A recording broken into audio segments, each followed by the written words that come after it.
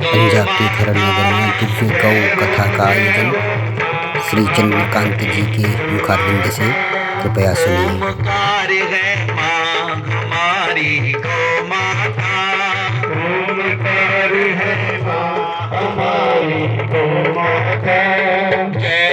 जय हो माँ हमारी गौ माता।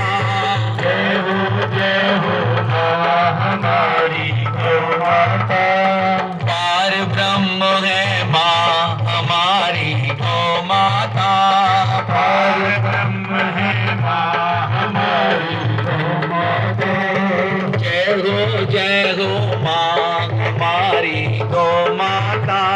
जय हो माँ हमारी गौ माता। मंगलकारी माँ हमारी गौ माता। मंगलकारी माँ हमारी गौ माता।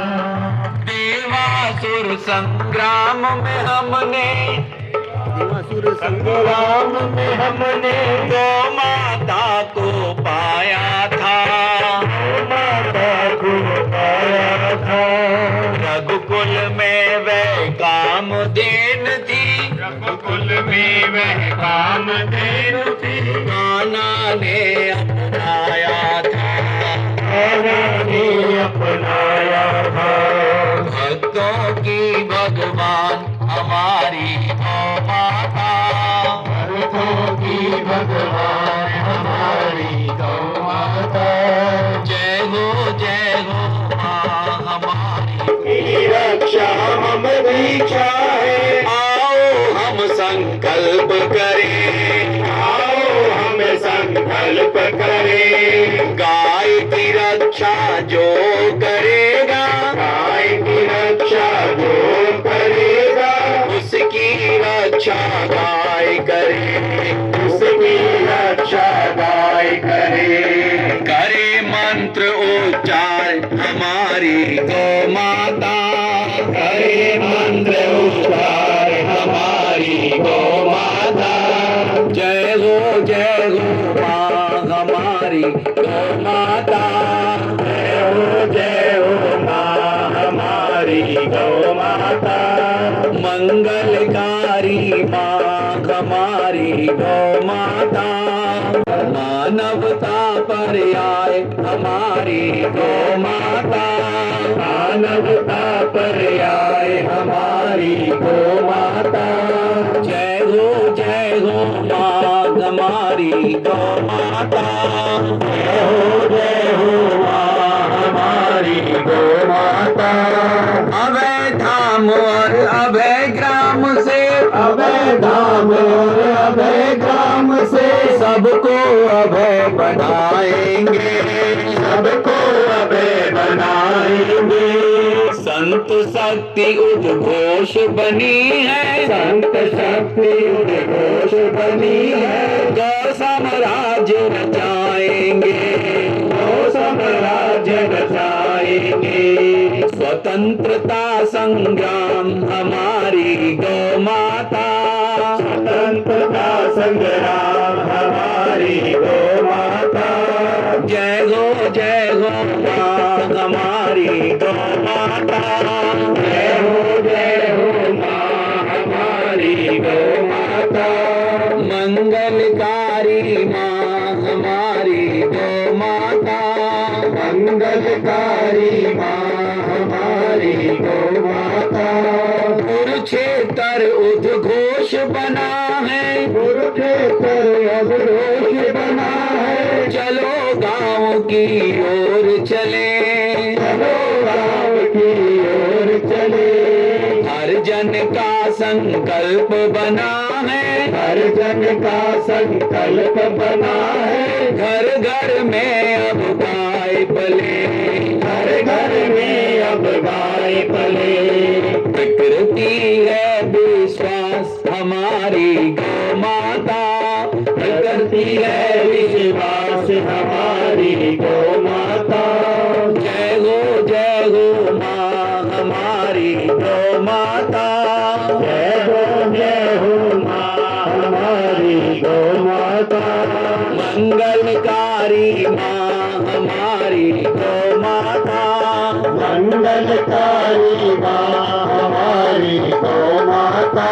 एक गो विज्ञान कथा, धर्म और विज्ञान इन दोनों का मिश्रण है गौ माता। तो गौ माता के पंचगव्य से क्या होगा आप देखिए, बहुत सुंदर। रोग मुक्त ये तन मन होगा, रोग मुक्त ये तन मन होगा, पंचगव्य का पान करे, पंचगव्य का पान करे, मोक्ष प्राप्ति का द्वार खुलेगा, मोक्ष प्राप्ति का द्वार खुलेगा।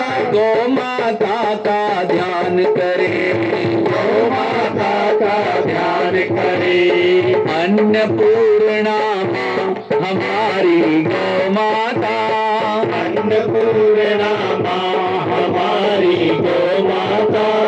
जय हो माँ हमारी गौ माता, जय हो माँ हमारी गौ माता। मंगलकारी माँ हमारी गौ माता, मंगलकारी माँ हमारी गौ माता। जय हो माँ हमारी गौ माता, जय हो माँ हमारी गौ माता। जय गौ माता, जय गौ माता, जय गौ माता, जय गौ माता, जय गौ माता, जय गौ माता, जय गौ माता, जय गौ माता, जय गौ माता, जय गौ माता। बोलो गैया मैया की जय। मुझे बड़ा सुंदर दृश्य ध्यान में आ रहा है। बाबा बकाला, नियंग संत बाबा पाला सिंह जी महाराज जी 7,000 गायों को लेकर के ब्यास के कंडे कंडे गैया और मैया को साथ लेकर के वो उनको गौचारण कराते हैं। बोलो सारे माँ।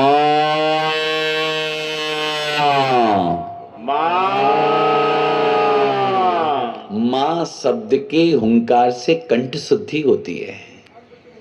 आप देखिए विज्ञान में, प्रारंभ में विज्ञान, जब गौ माता रमाती है ना, माँ, आकाश तत्व शुद्ध होता है। जो पहला मैंने मंत्र बोला, मंत्र तो बोल दिया लेकिन समझ में आया कि नहीं सबके? श्री सुरभ्यै नमः भगवान कृष्ण की इष्ट देवी है। क्योंकि जितने भी लोग आए हो ना, गाय का धर्म और विज्ञान ये दोनों का एक मिश्रण है। इस विषय को समझना है। हमने केवल गाय को एक धर्म के साथ जोड़कर एक छोटा स्वरूप दे दिया। हमारे वेद कहते हैं गावो विश्वस्य मातरा, गाय को विश्व की मां कहा गया है। कौन झुठला सकता है? वेद का एक अक्षर नहीं बदला जा सकता। और संसार में सबसे पहले वेद अवतरित हुए, वेदों का अवतरण हुआ है।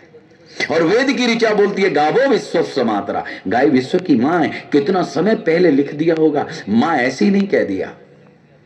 हम आएंगे उस विषय में, लेकिन पहले एक तो मकर संक्रांति का जो पर्व है, जो पंजाब में हम लोग लोहड़ी पर्व, एक दिन पूर्व मकर संक्रांति की पूर्व संध्या पर हम लोहड़ी मनाते हैं। सबको पता है लोहड़ी का पर्व। मकर संक्रांति, तिल, गुड़, खिचड़ी, ये सब आरोग्य को देने वाले हैं, इनका हम उपयोग करते हैं।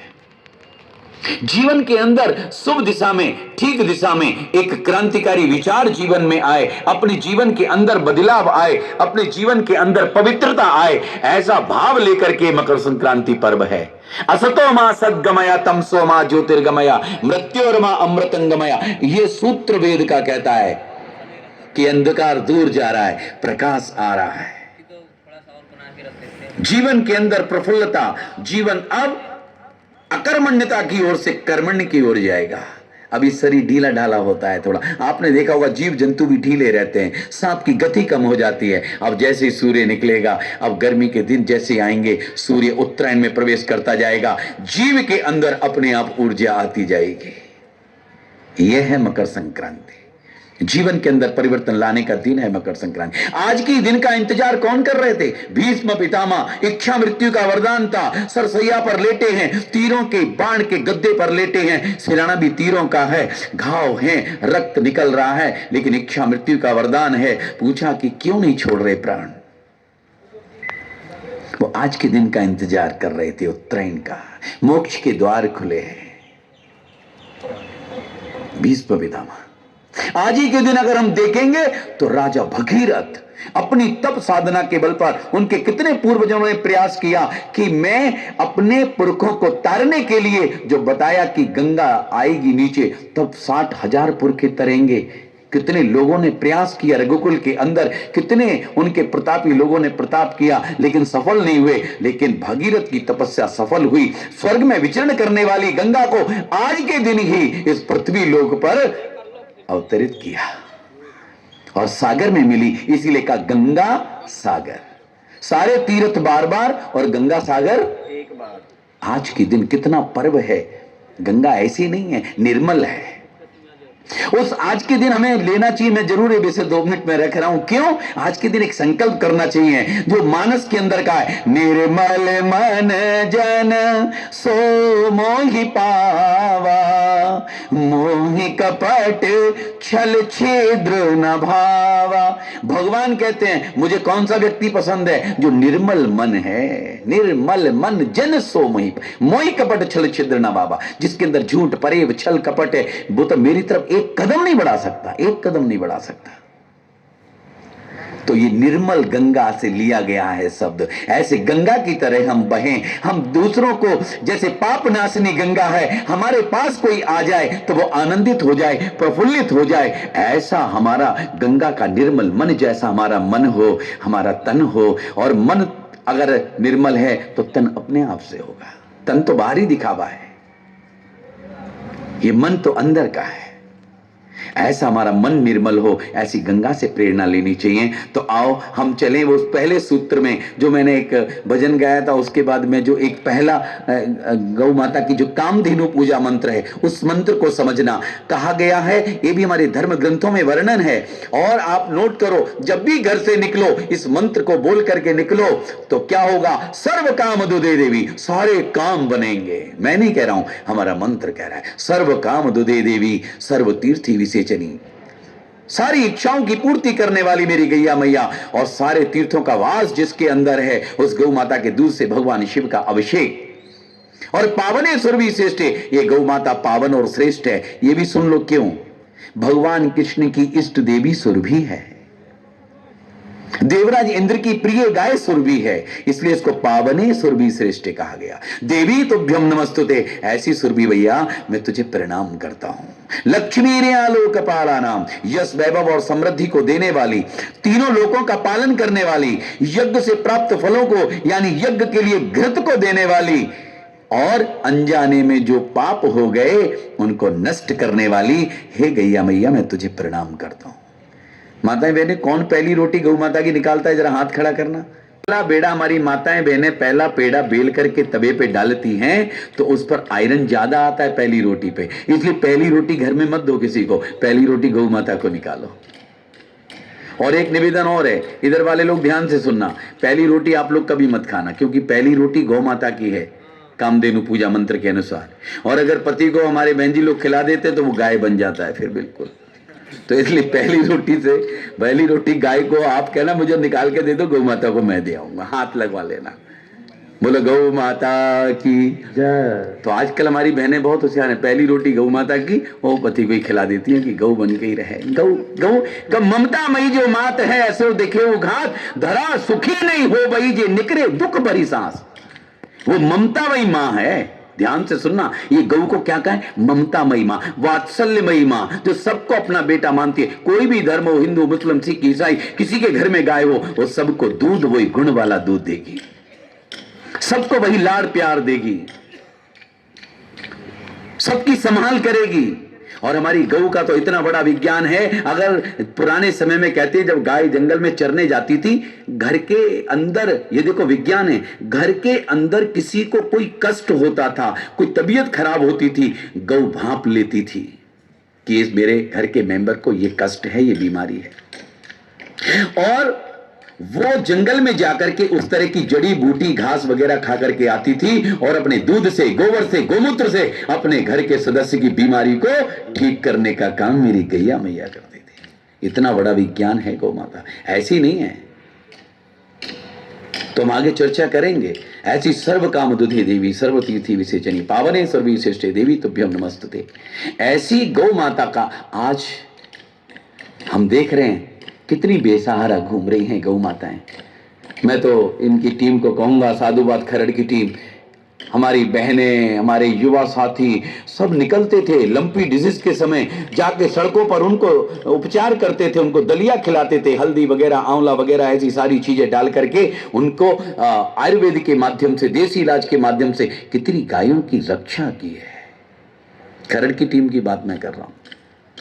ऐसे देश भर के अंदर बहुत लोगों ने चिंता की। और एक बात और मैं कह रहा हूं, बहुत बड़ा कष्ट इस मानव जाति पे आने वाला था, वो गौ माता ने अपने ऊपर लिया है।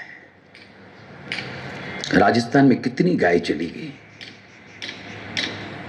तो हमारी गौ माता जिसकी मैं बात कर रहा हूं, आज मैं एक चीज और कहना चाहूंगा। ये जो मकर संक्रांति है ना, आज के दिन भारत माता ने एक लाल को और जन्म दिया था। 1862 12 जनवरी दिन मकर संक्रांति का ही था। अब तो 14 जनवरी को आती है ना मकर संक्रांति, तब 12 जनवरी को मकर संक्रांति थी। विवेकानंद, ऐसे विवेकानंद को इस भारत भूमि ने जन्म दिया। माता भुवनेश्वरी, पिता दत्त जी के यहां नरेंद्र नाम का बालक आया। मात्र 40 वर्ष की आयु तक जीवित रहे। 29 वर्ष की आयु तक दीक्षा लेने के बाद भी पूरे भारत का भ्रमण करते रहे। और 1892 25, 26, 27 दिसंबर कन्याकुमारी में मां भवानी के मंदिर को प्रणाम किया। समुद्र के किनारे पहुंच गए। समुद्र को देख रहे थे, ज्वार भाटा की तरह आ रहा था, ऊपर नीचे। ऐसा स्वामी जी के अंदर भी विचार चल रहे थे। क्या विचार चल रहे थे? मेरे भारत का गौरवशाली अतीत, मेरी वर्तमान भारत में जंजीरों से जकड़ी है, आने वाला भविष्य मेरे भारत का क्या होगा, ये 3 विचार चल रहे थे। स्वामी जी लहरों को देख रहे थे। ऐसा युवा सन्यासी वस्त्र उतार करके समुद्र में छलांग मार देते हैं। गंगा में नहीं कह रहा, नदी में नहीं कह रहा, समुद्र में छलांग मार देते हैं। तैरते तैरते एक ऐसे स्थान पर पहुंचते हैं जिसका ऐतिहासिक नाम है पादशिला। जिस शिला के ऊपर बैठ करके मां पार्वती ने शिव को प्राप्त करने के लिए तपस्या की, उस शिला के ऊपर 25, 26, 27 दिसंबर 1892 स्वामी जी बैठ जाते हैं और पूछते हैं, मेरे जीवन का प्रयोजन क्या है, मैं आया क्यों हूं इस जीवन में, इस संसार में मैं क्यों आया हूं। बड़ा सुंदर उनको उस ध्यान अवस्था में उत्तर मिलता है, नर सेवा नारायण सेवा वसुधैव कुटुंबकम। और 1893 में शिकागो पहुंच जाते हैं। वर्ल्ड कॉन्फ्रेंस के अंदर, विश्व धर्म सम्मेलन के अंदर स्वामी जी को 5 मिनट बोलने का समय मिलता है। वेदांत के ऊपर, भारतीय संस्कृति के ऊपर, भारतीय जीवन दर्शन के ऊपर स्वामी जी वेदांत के ऊपर बोलना प्रारंभ करते हैं। लेकिन वेदांत का पहला सूत्र, वो जो उनको मिला ज्ञान कहां से, उस ध्यान में निकला था। 25, 26, 27 दिसंबर को जब बैठे कन्याकुमारी में पादशिला पर, क्या वसुधैव कुटुंबकम, सारा संसार मेरा परिवार है। और पहले परिवार का सूत्र क्या रखा, मेरे प्यारे बहनों भाइयों अमेरिका वासियों, ऐसा उन्होंने कहा। कहते 7000 लोग बैठे थे, खड़े होकर के स्वामी जी को करतल ध्वनि से 3 मिनट तक लगातार स्वागत करते रहे स्वामी जी का, भारतीय संस्कृति का, भारतीय वेदांत का। ऐसा स्वामी जी का उद्घोष जब हुआ तो 3 मिनट तक तो तालियां बजती रहीं। फिर स्वामी जी को कहा 5 मिनट दोबारा से बोलो। स्वामी जी ने वेदांत के ऊपर बोलना प्रारंभ किया, भारतीय संस्कृति के ऊपर बोलना प्रारंभ किया, जीवन दर्शन के ऊपर बोलना प्रारंभ किया। तो कहते स्वामी जी और स्वामी विवेकानंद जी का 5 मिनट की जगह 39 मिनट का ऑन रिकॉर्ड भाषण हुआ है कि भारत का वेदांत दर्शन क्या है, वेद क्या है, संस्कृति क्या है, हम कौन किस परंपरा को लेकर के आए हैं, गुरुओं का आशीर्वाद लेकर के, वेदों की ऋचाओं को लेकर के, और भारत भूमि का वो लाल भारत माता का आशीर्वाद लेकर के वो शिकागो में पहुंचा था। वो दिन, यही मकर संक्रांति के दिन जो उनको ज्ञान सारा मिला, वो मकर संक्रांति के दिन जो जन्मे स्वामी विवेकानंद जी, उन्होंने वहां पर विश्व धर्म सम्मेलन को जीत लिया। यह है भारत की संस्कृति। सर्वे भवन्तु सुखिनः, सर्वे सन्तु निरामया, सर्वे भद्राणि पश्यन्तु मा कश्चित् दुर्भाग् भवेत्। एक प्रेस कॉन्फ्रेंस के अंदर बैठे थे, पत्रकारों की बहुत सारी भीड़ थी, पत्रकारों के प्रश्न आ रहे थे। तो एक प्रश्न जो था स्वामी विवेकानंद जी के लिए, उस प्रश्न की चर्चा मैं कर रहा हूं। स्वामी जी से पूछा, स्वामी जी आपके देश में सबसे बढ़िया दूध किस पशु का है? तो जरा इधर से कोई हाथ खड़ा करेगा या उधर से कोई हमारी बहनें बताएंगी सबसे बढ़िया दूध किस पशु का है? क्या बताया स्वामी जी ने? वाह, बहन जी ने बता दिया। किसका बताया? भैंस का। लेकिन उस अंग्रेज पत्रकार ने फिर एक प्रश्न किया, सुझाव प्रश्न, कह रहे नहीं नहीं नहीं नहीं स्वामी जी आपके देश में तो ना एक गाय है। तो स्वामी जी ने फिर उत्तर दिया, भाई आपने पशु का पूछा था ना, गाय तो हमारी मां है, उसका दूध नहीं है, वो अमृत है। ये दो बातें स्वामी जी की अंग्रेजों ने ऐसे बांध के रखी कि भारत के स्वास्थ्य का आधार, भारत की संस्कृति का आधार, भारत के आनंद का आधार, कृषि व्यवस्था का आधार, अर्थव्यवस्था का आधार, ये वहां की भारतीय गाय जो है वो है। उन्होंने सारा 90 साल तक खोजबीन, सारा रिसर्च करते करते उन्होंने कहा कि भारत को अगर गड़बड़ करना है, भारत को अगर अस्वस्थ करना है, भारत की कृषि व्यवस्था को ध्वस्त करना है, भारत के संस्कारों को ध्वस्त करना है, भारत की संस्कृति को उखाड़ फेंकना है, तो एक ही काम करो, इनकी गाय को समाप्त कर दो। और 90 साल बाद 1962 के अंदर श्वेत क्रांति के नाम पर, कि आपके देश की आबादी बहुत है, आपके यहां दूध की बहुत कमी है। अरे ध्यान से सुनना मेरे गोभक्त प्रेमियों, 1947 में एक हमारा जब पहला देश, जब हमारा स्वतंत्र हुआ तो पहली सरकार में जो सर्वे हुआ है सारा, उसकी संख्या नोट हुई है, तो कहते हैं कि 33 करोड़ आबादी में 60 करोड़ गौ माता थी। 60 करोड़, हर व्यक्ति को 2 गाय थी, हर व्यक्ति को 2 गाय।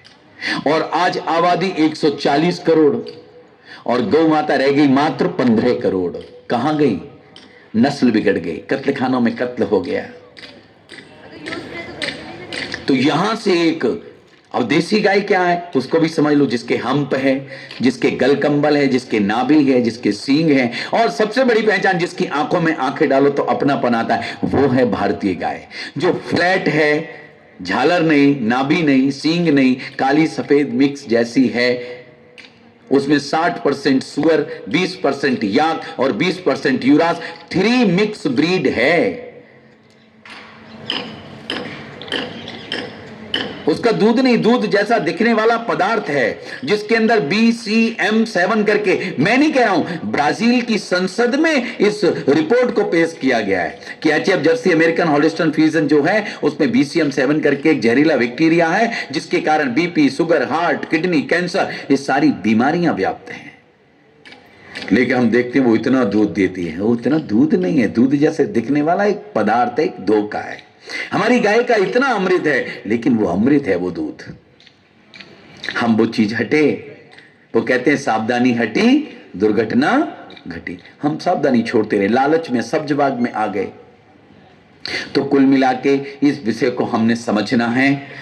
तो हमारी जो गौ माता की उत्पत्ति है, लिंग पुराण के अनुसार तो बड़ी प्राचीन है और वेदों में भी वर्णन उसका आया है, और मैं थोड़ा समय करके सारा विषय आपके समक्ष रखूंगा। लेकिन एक बार समुद्र मंथन हुआ था और समुद्र मंथन में बहुत सारे रत्न निकले थे, इसी करके समुद्र का एक नाम रत्नाकर भी है।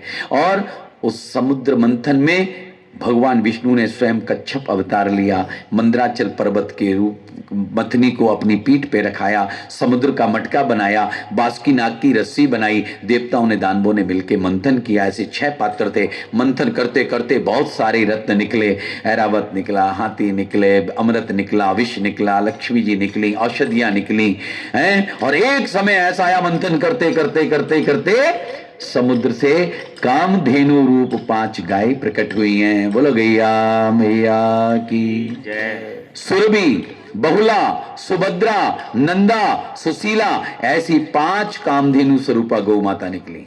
मैंने फिर कहा, एक वो मंत्र जो मैंने बताया, मैं भेज दिया है मनोज जी के पास, ये सबके पास है, ये मंत्र सर्व काम दुदी देवी, इस मंत्र को बोल करके निकलो, कभी भी आपका काम निष्फल नहीं होगा। और ये 5 गायों के नाम सब याद कर लो, सुरभि, बहुला, सुभद्रा, नंदा, सुशीला।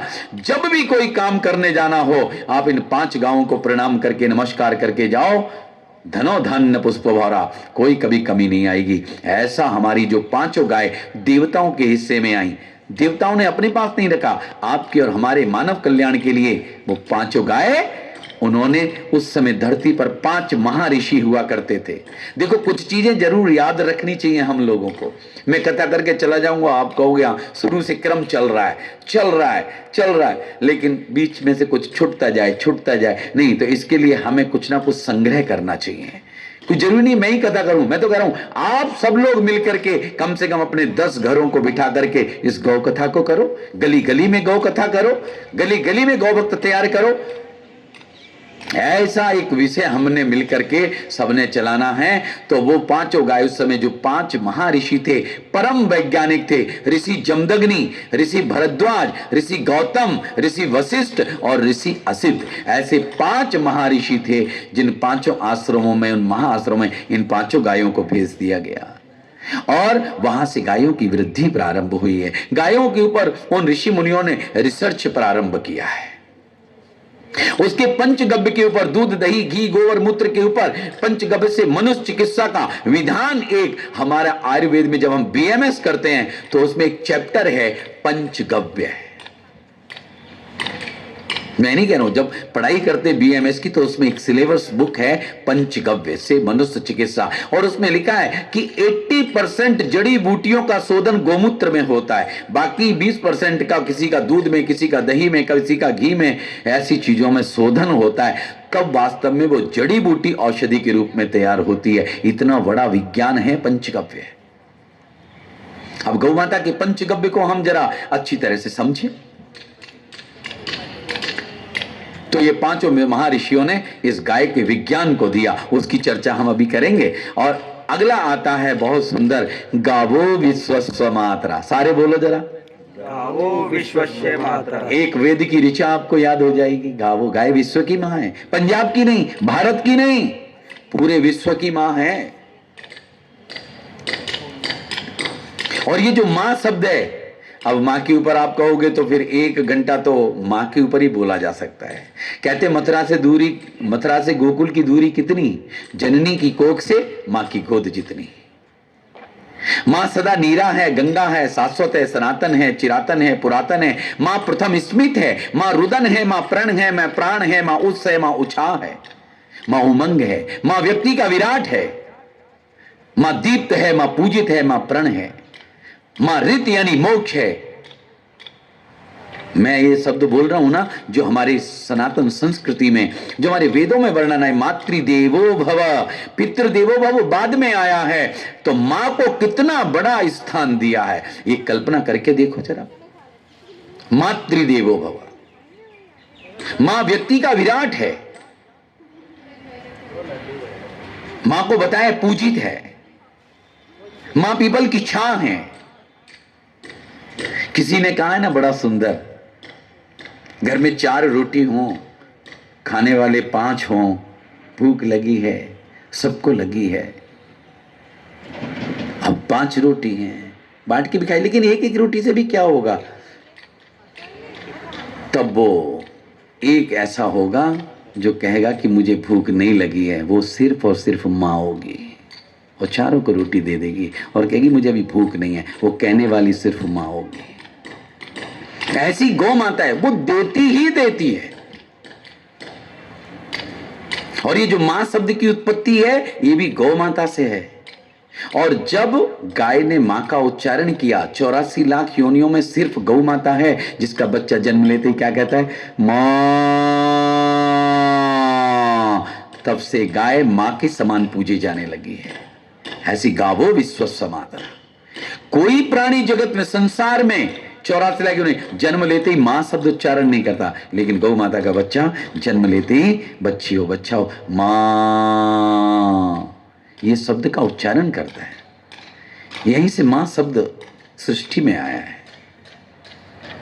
ऐसी पूज्य गौ माता के भगवान राम और कृष्ण के प्रागट्य का कारण भी गौ माता है। मैं ज्यादा डिटेल में नहीं जाऊंगा, लेकिन भगवान राम यानी इनके कुल में राजा दिलीप हुए, मैंने बताया राजा दिलीप ने गौ सेवा की है, उनसे गौ का एक बार निरादर हुआ, उन्होंने गौ की सेवा की है।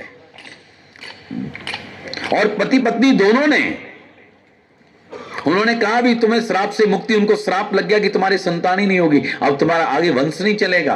क्यों? गौ माता का निरादर हुआ। स्वर्ग से आते समय राजा दिलीप जब जा रहे थे अपने महल में तो रास्ते में गौ मिली, गौ की तरफ देखा भी नहीं उन्होंने, प्रणाम तो अलग, देखा भी नहीं, श्राप लगा। और वो गौ माता की सेवा के लिए गुरु वशिष्ठ जी ने कहा कि मेरे पास उनकी गाय है सुरभि, सुरभि की बेटी नंदिनी, नंदिनी को उनके घर भेजा।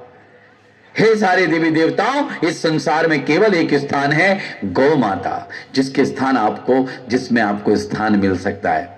तो बड़ा सुंदर दूसरे में चौपाई में लिखा है, रोम रोम कर बैठे थाना, धन धेनु सब कहीं बखाना, रमा गंगा दोई हो विलंबु, करहीं विचार कहाँ अवलंबु। रोम रोम के अंदर सारे देवी देवता ऋषि मुनि विराजित हो गए गौ माता के रोम रोम में, घर बना बना के बैठ गए और गौ माता को धन्य धन्य कह रहे हैं। लेकिन हुआ क्या है, उधर वाले ध्यान से सुनना, रमा गंगा दोई हो विलंबु, इधर वाला डिपार्टमेंट फुल हो गया, सब आ गए समय पे, उधर माँ लक्ष्मी और माँ गंगा को देरी हो गई। अब भगवान ब्रह्मा जी ने कहा, जाहु निज लोका, ब्रह्म कहु जाहु निज लोका, सुर सरि लक्ष्य होई अति शोका। ब्रह्मा जी ने कह दिया अपने लोग को चले जाओ। अब लक्ष्मी जी और गंगा जी को बहुत शोक हुआ, बहुत दुख हुआ, और फिर वो मां के सामने प्रार्थना कर रही हैं। क्या प्रार्थना कर रही हैं?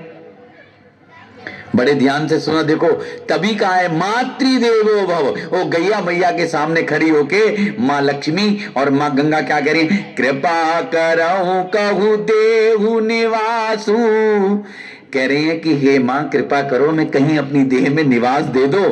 तब गैया मैया क्या कह रही हैं, बहुत सुंदर कह रही हैं, गंगा गोत्य श्री गोवर वासु, कह रही रुको अभी मेरे पास दो जगह हैं, गंगा को गोमूत्र में जगह दी है और गौवे वसते लक्ष्मी, गोबर में मां लक्ष्मी को वास दिया है, समुद्र वसते देवता, थनों में समुद्र देवता का वास है, पूंछ में हनुमान जी हैं, खुरों में नाग देवता हैं, चरणों में धर्म अर्थ काम मोक्ष हैं, पीठ में सारे सूर्य से लेके केतु तक के सारे ग्रह विराजमान हैं, और सींगों में ब्रह्मा विष्णु महेश हैं, आंखों में चंद्रमा सूर्य हैं, और अपने जीव में वरुण देवता हैं, दांतों में सारे वसु हैं, और पेट में अग्नि नारायण हैं।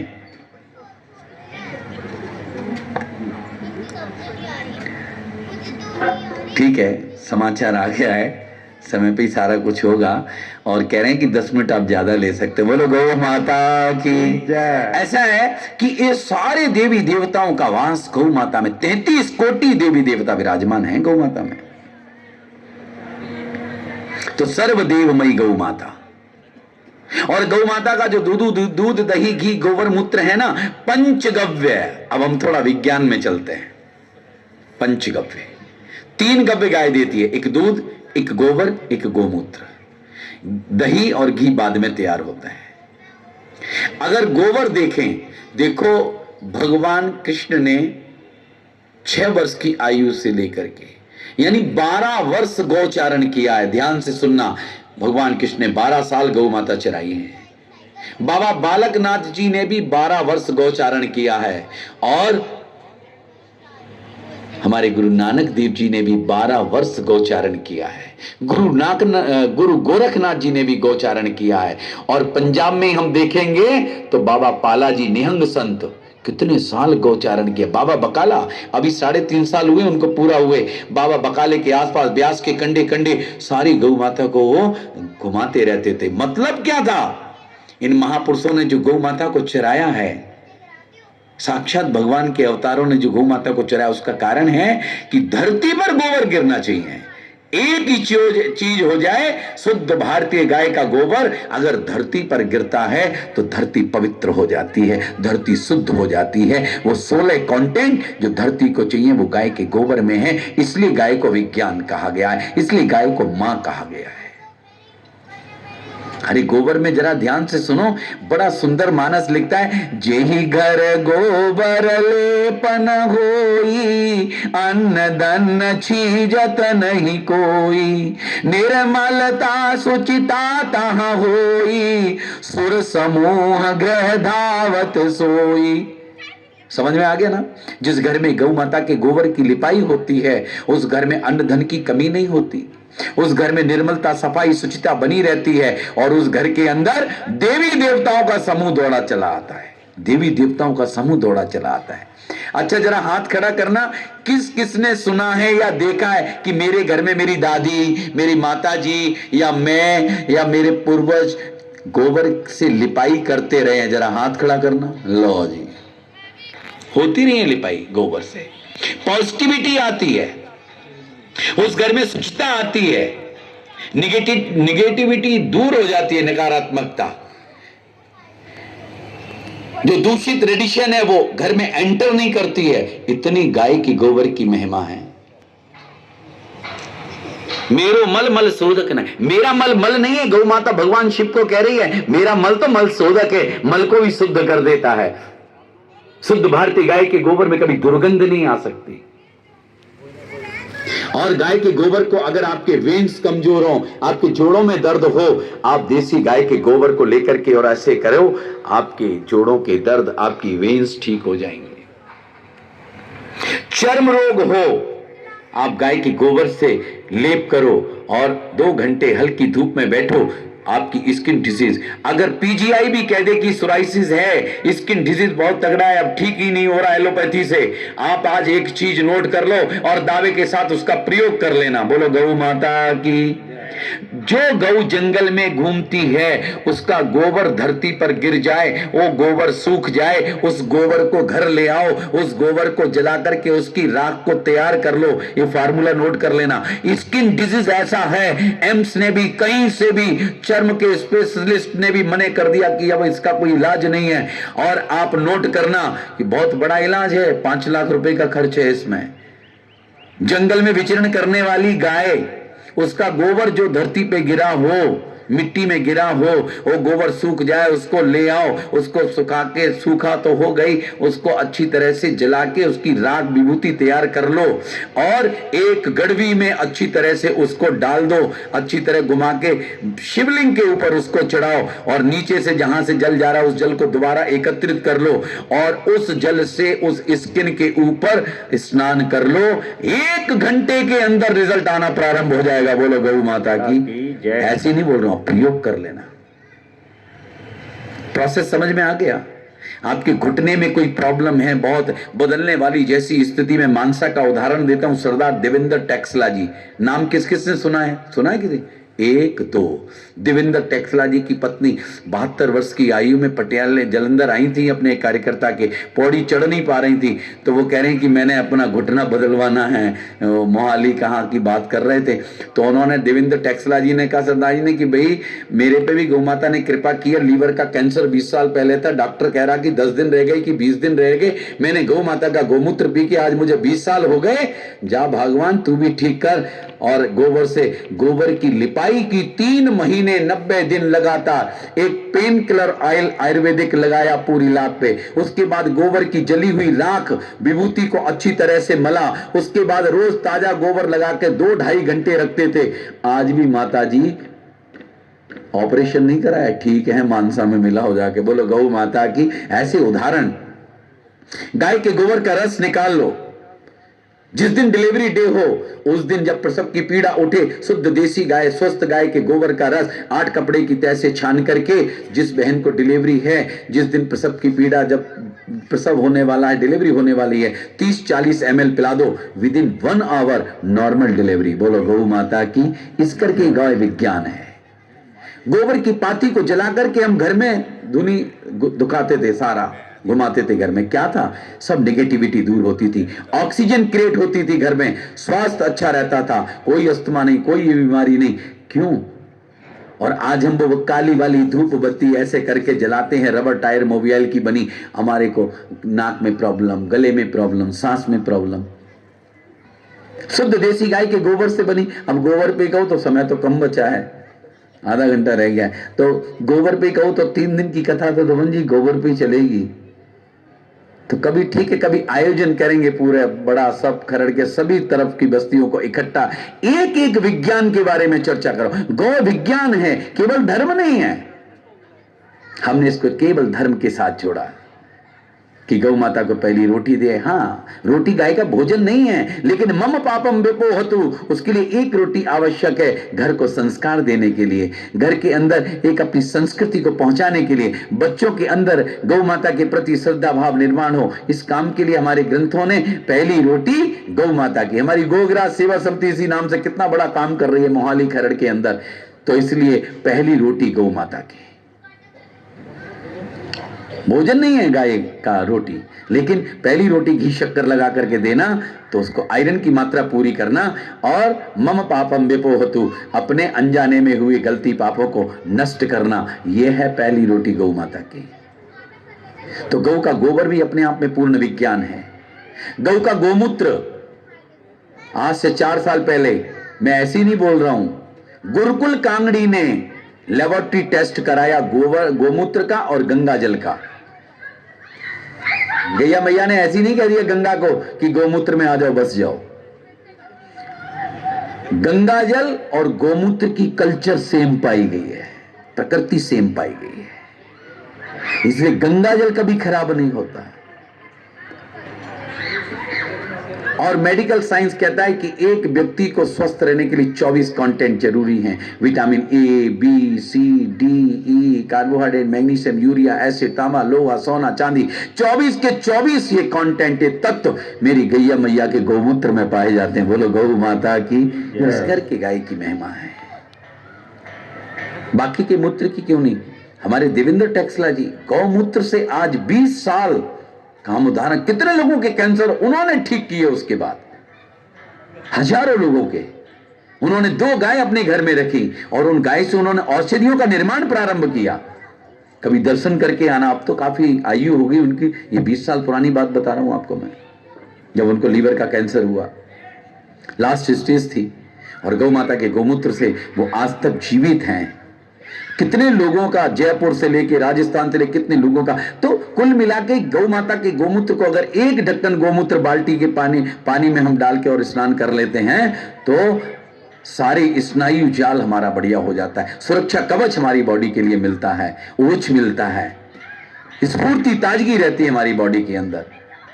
शुद्ध देसी गाय की बछिया हो, अगर उसका गोमूत्र हम अंजलि में जितना आ जाए उतना पी लें, उससे बड़ा कोई अमृत नहीं है। बहुत बड़ा विज्ञान है। आज जितने भी लोग यहां बैठे हैं, मैं सारी टीम को गौ सेवा के एक निवेदन करना चाहूंगा। हमारे मिश्रा जी भी बैठे हैं, आज सुबह विनायक भैया के यहां भी गए थे, सबसे बातचीत हुई है। हमारे डॉक्टर सुनी जी हैं, ऐसे लोग सब जुड़ के, माताओं बहनें सब जुड़ के, आप लोग कम से कम एक काम ही कर लो। मैं दे के जा रहा हूं काम एक, बोलो करोगे कि नहीं? बहुत सरल है, महीने में 1 दिन करना है, 2 घंटे लगाने हैं। बोलो कौन कौन कर सकता है? ऐसे खड़ा, हाथ खड़ा करो। केवल महीने में 1 बार 2 घंटा लगाना, क्या वो भी अपने लिए लगाना, अपनी जो आने वाली पीढ़ी है, अपना जो भविष्य है। जैसे हमारे ठाकुर जी की गोदी में वो बच्ची है ना छोटी सी, ऐसे छोटे छोटे 1 दिन से लेके 13 साल तक के बच्चे जो हैं खरड़ के अंदर, एक आंदोलन बना दो। स्वर्ण प्राशन बोलो सारे, स्वर्ण प्राशन बोलो ना सारे, स्वर्ण प्राशन। शुद्ध भारतीय गाय का घी, शहद, सोना, केसर, शंखपुष्पी, ब्रह्मी, आंवला, बाची, इन 8 को मिला करके पुष्य नक्षत्र में एक औषधि तैयार की गई है जिसका नाम है स्वर्ण प्राशन। शुद्ध देसी गाय का घी, शहद, सोना, केसर, शंखपुष्पी, ब्रह्मी, आंवला, बाची, 1 दिन के बच्चे से लेकर 13 साल तक के बच्चे को अगर हमने 13 साल तक पिला दिया, महीने में 1 बार पुष्य नक्षत्र वाले दिन, उस बच्चे का इम्यूनिटी सिस्टम, रोग प्रतिकारक क्षमता, रोग से लड़ने की क्षमता इतनी जबरदस्त खड़ी हो जाएगी जीवन भर के लिए। हम लाखों करोड़ों रुपए खर्च करते हैं बीमारियों पे, हम अगर 13 साल में अगर 5-7 हजार रुपए खर्च हो जाए तो क्या बुरी बात है। 1 डोज का मान ला 40, 50, 60 रुपया खर्च होता है, 70 रुपया खर्च होता है, हम करें खर्च, क्या दिक्कत है। और देखो कितना बढ़िया ऐसा वातावरण बनेगा अपने खरड़ के अंदर, आने वाली भविष्य पीढ़ी जो है वो क्या होगी पता है आपको? रोग मुक्त, अपराध मुक्त और संस्कारों से युक्त, जिसकी रगों में गौ माता का घी जाएगा। मैं तो निवेदन कर रहा हूं आप सबको, यही काम एक गली गली के अंदर, एक मोहल्ले के अंदर, हर बस्ती के अंदर ऐसी योजना बना दो। लोग कितने एनजीओ लगे होते हैं, कितने काम करते हैं। हम तो कह रहे हैं कि इस काम के लिए माताओं बहनों को काम दो, माताओं बहनों को इंचार्ज बनाओ, क्योंकि बच्चों का मामला है। माताएं बहनें ज्यादा समझती हैं। अपने बच्चों को अगर 13 साल तक हमने ये पिला दिया ना स्वर्ण प्राशन, तो जबरदस्त सिस्टम बच्चे का तैयार हो जाएगा। हमारा भारत अपराध मुक्त, रोग मुक्त, संस्कारों से युक्त खड़ा हो जाएगा। प्रॉब्लम नहीं होगी। इतना बड़ा विज्ञान है। नाभि में 3 बूंद घी डाल के आधा घंटे सीधे लेटे रहो, पूरी बॉडी की आइलिंग हो जाएगी। इतना बड़ा विज्ञान है। पूरी बॉडी में वो 3 बूंद घी अपना काम वर्क करेगा, सिर से लेके पैर के अंगूठे तक। इतना बड़ा विज्ञान है। तो देसी गौमाता का घी का हम उपयोग कैसे करना है, उसको हमें आना चाहिए। बच्चों को आधा चम्मच, 1 चम्मच देसी गाय का घी मिलना चाहिए। किसी को बहुत बड़ी गैस्ट्रिक प्रॉब्लम, एसिडिटी की प्रॉब्लम है, बड़ी पुरानी प्रॉब्लम है, तो शुद्ध भारतीय गाय के 1 गिलास गरम, तेज गरम दूध में 2 चम्मच बिलोने वाला घी 7 दिन लगातार ये कोर्स कर लो, ओनली फॉर 7 डे। 7 दिन अच्छी तरह से उसको फेंटो। जब वो कोसा हो जाए, उस दूध को पी लो। और अब उसको 7 दिन दूध पियोगे, आपको एसिडिटी की प्रॉब्लम कितनी भी पुरानी हो समाप्त हो जाएगी। हम डॉक्टर से दवाइयां ले रहे हैं, एलोपैथी बहुत बढ़िया है। अब कोई डॉक्टर साहब भी होंगे तो नाराज होंगे, नाराज नहीं होना। ये तो हमारा एक विज्ञान है, हमारी गौ माता की एक परंपरा है, जो गौ माता दूध, दही, घी, गोबर, मूत्र से हमारा मनुष्य का स्वास्थ्य ठीक करती है। ऐसी गौ माता सृष्टि की रक्षक है।